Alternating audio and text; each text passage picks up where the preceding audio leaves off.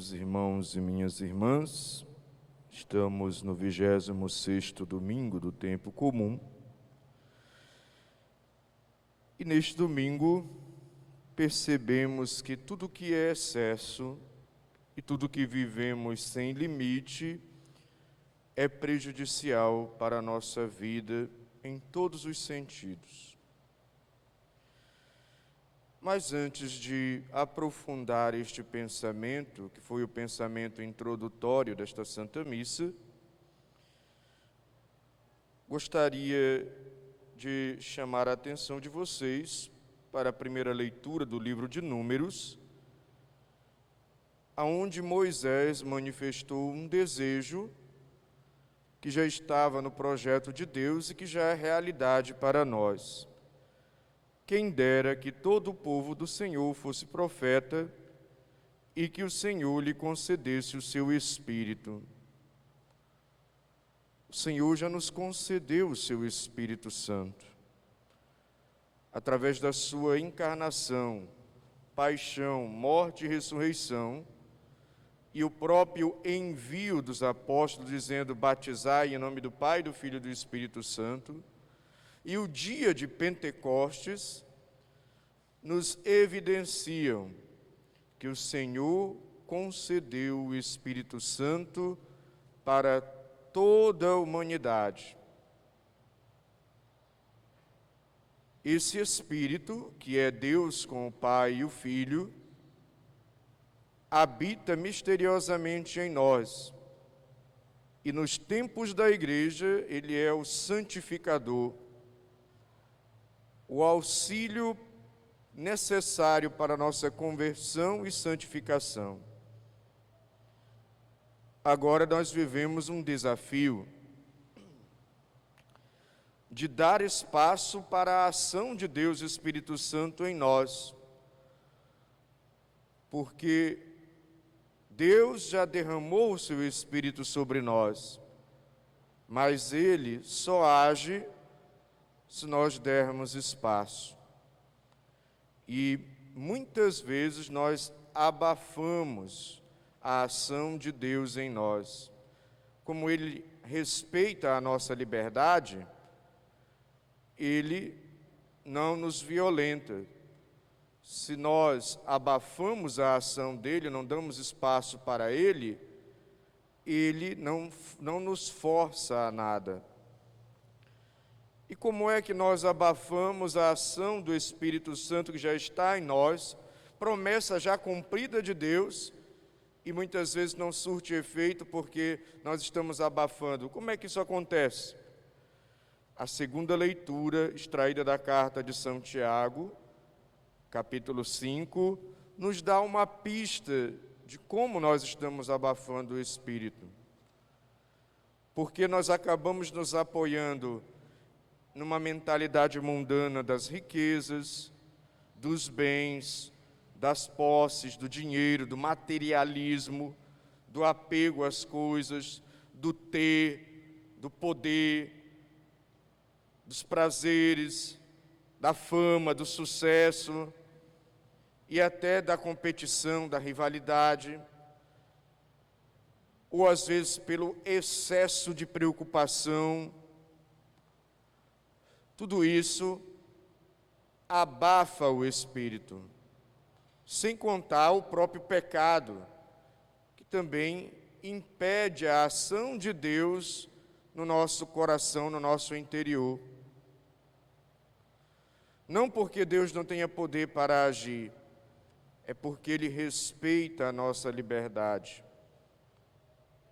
Por isso, muitas vezes, nós abafamos a ação de Deus Espírito Santo, porque estamos em um mundo com uma mentalidade que nos torna prisioneiros dos nossos desejos, nos torna prisioneiros das nossas vontades, nos torna prisioneiros dos nossos instintos.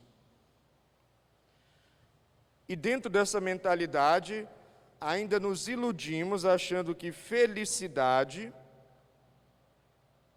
é realizar desejos. Na verdade, não é. porque a realização de desejos, muitas vezes só a busca do desejo pelo desejo, nos cega. Nós perdemos a visão das coisas. Não conseguimos enxergar nada fora da satisfação do desejo. E aí entra o pecado. Porque buscar só a satisfação de desejos nos leva a ignorar as outras pessoas, porque eu quero o meu desejo. O que a outra pessoa sente, faz ou deixa de fazer, não me interessa. Ou eu acabo instrumentalizando a outra pessoa. A pessoa vira instrumento para eu satisfazer o meu desejo, para eu atingir uma determinada meta. Então eu instrumentalizo a pessoa.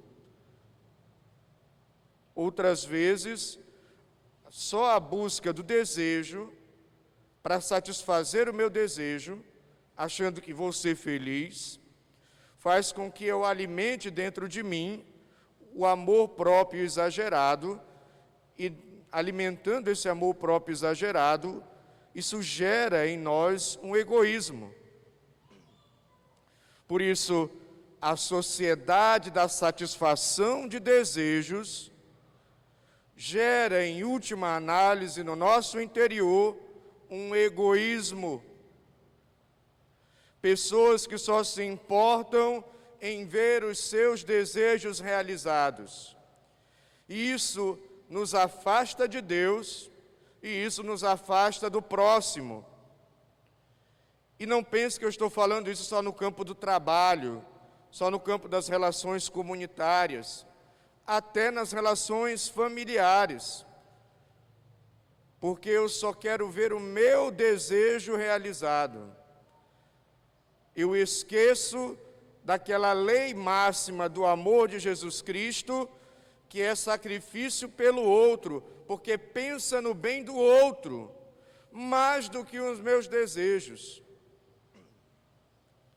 Então, o problema de uma sociedade baseada na alimentação de desejos, vontades e instintos, é que, em primeiro lugar, nem todo desejo vai ser realizado.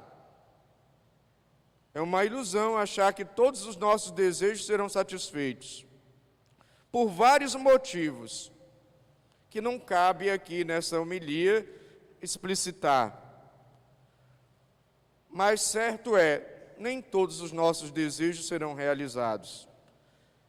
E quando nós nos apoiamos só nessa busca, vai vir a frustração, e depois da frustração até a agressividade, a revolta, a tristeza, o pessimismo ou a depressão, porque eu não tive o meu desejo realizado.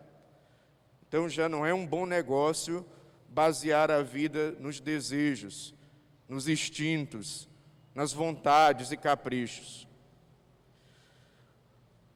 Em segundo lugar, uma sociedade da lógica da satisfação do desejo como felicidade, também entra nesse problema, porque mesmo quando eu realizo meus desejos, os poucos que terei condição de realizar, depois de um tempo, aquela sensação, aquela satisfação, ela passa, porque ela não preenche.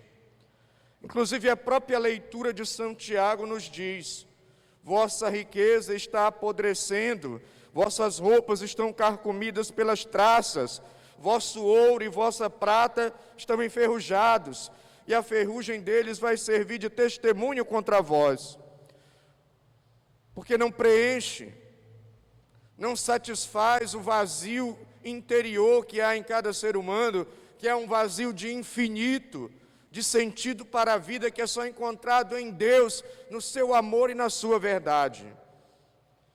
Por isso, uma sociedade de satisfação dos desejos, ela é uma ilusão que o tempo inteiro é vendida para nós, de todas as maneiras. O terceiro problema de uma mentalidade de mundo associada à satisfação de desejos, de instintos, de vontades e caprichos, é que, se eu realizar todos os meus desejos, ou se eu viver só em função deles, eu acabo me tornando uma pessoa sem limites. Por quê? Porque para realizar o desejo, pode haver uma certa limitação e eu ignoro. Pode haver um certo obstáculo e eu quero superar aquele obstáculo em função do desejo. E tudo que não tem limites, extrapola, passa da medida, prejudica a pessoa que busca a satisfação do desejo sem limites e as outras pessoas ao seu redor, porque quando eu quero satisfazer o meu desejo, eu ultrapasso os limites que acaba afetando os outros, que acaba agredindo os outros, que acaba tirando o direito dos outros, que acaba tirando a dignidade do outro, porque eu quero o meu desejo satisfeito. E aí eu passo do limite. Portanto, uma sociedade baseada na satisfação dos desejos, ela tem problema porque ela acaba estimulando nas pessoas comportamentos sem limites. Querem exemplo? Dirigir sem limites, sem o limite de velocidade, acaba gerando acidente. Beber sem limite acaba gerando embriaguez, com várias consequências para a saúde, para o relacionamento com as pessoas. Namoro sem limites acaba virando grude, né? Um negócio grudento demais, que enjoa, de manhã, de tarde, à noite, Deus me livre, tem que dar um tempo. Amizade sem limites, além também de virar grude, pode virar desrespeito. Brincadeira sem limite pode virar ofensa. Religião sem limite vira fanatismo. Moralismo, ritualismo, legalismo, tudo que é ismo é exagero. Apego às coisas sem limites vira avareza, mesquinhez. Apego a pessoas sem limites vira ciúme doentio, controle, um amor egoísta. Competição sem limites vira guerra, vira agressão, vira violência, vira exclusão. Sexo sem limites vira promiscuidade, banalização do sexo, desvalorização da pessoa, coisificação da pessoa, tira a dignidade da pessoa. Poder sem limites vira autoritarismo, e no caso dos sistemas políticos vira ditadura. Raiva sem limites vira intolerância, ódio, violência. Preguiça sem limites vira comodismo. Um comodismo que faz a pessoa, infelizmente, ficar à mercê de tudo e de todos. Usar celular sem limites vira vício, vira dependência. E ainda causa ansiedade quando o bendito do celular não está ali, ou que eu quero saber qual foi a última mensagem que chegou. Tem gente até que nem dorme, porque o bicho acendeu no meio da madrugada, o cara está lá olhando para ver que mensagem chegou para mim.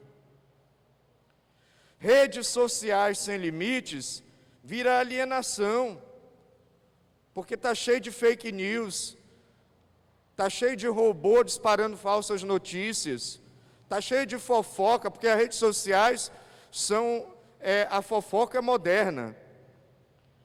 vira distanciamento do outro, porque foi feito para aproximar as pessoas, mas às vezes tem pessoas que estão sentadas na mesma sala, em vez de elas conversarem, está cada um com a cabeça enfiada no celular, um distante do outro. Redes sociais sem limites são uma ilusão, é um isolamento, na verdade. Falar mal dos outros sem limite vira fofoca, vira calúnia, vira difamação, falta de caridade.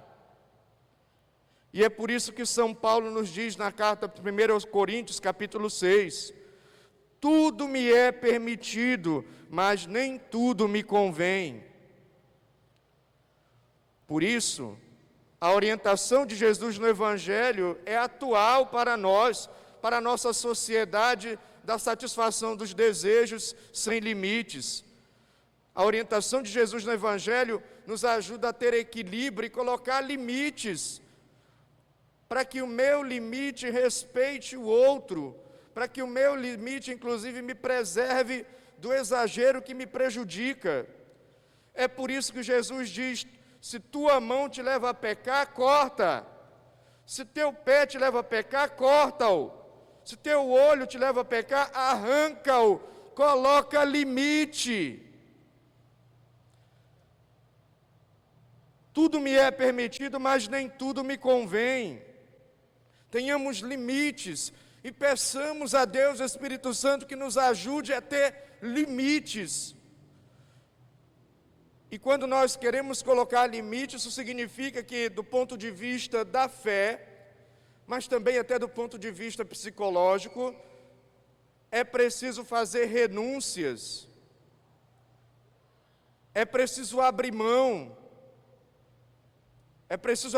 de um namoro grudento, de uma amizade exagerada, da brincadeira sem limite, de uma religião fanática demais, do comer sem limites, que também pode gerar gula, e depois obesidade, vários problemas de saúde. É preciso renunciar ao apego às coisas, renunciar à competição, renunciar ao ódio, à raiva, renunciar às redes sociais. Colocar limite é renunciar, é ter equilíbrio no uso das coisas, para não sermos escravos de uma sociedade do desejo, para não sermos escravos da busca de satisfação dos nossos próprios desejos e instintos. E é por isso que Jesus, em Mateus, nos lembra que o reino dos céus é conquistado com violência. Mas não é a violência de você bater em alguém, agredir alguém, é a violência de você colocar limites, de você se superar, de você, com a graça de Deus, fazer renúncias para ter equilíbrio, porque todo o excesso nos prejudica. Remédio em excesso, quando é na dosagem certa, remédio cura. Quando é na dosagem errada, se torna veneno, nos envenena. Até água em excesso, se você beber demais, você vai ficar afogado por aquela água. Tudo precisa ter limites, a justa medida.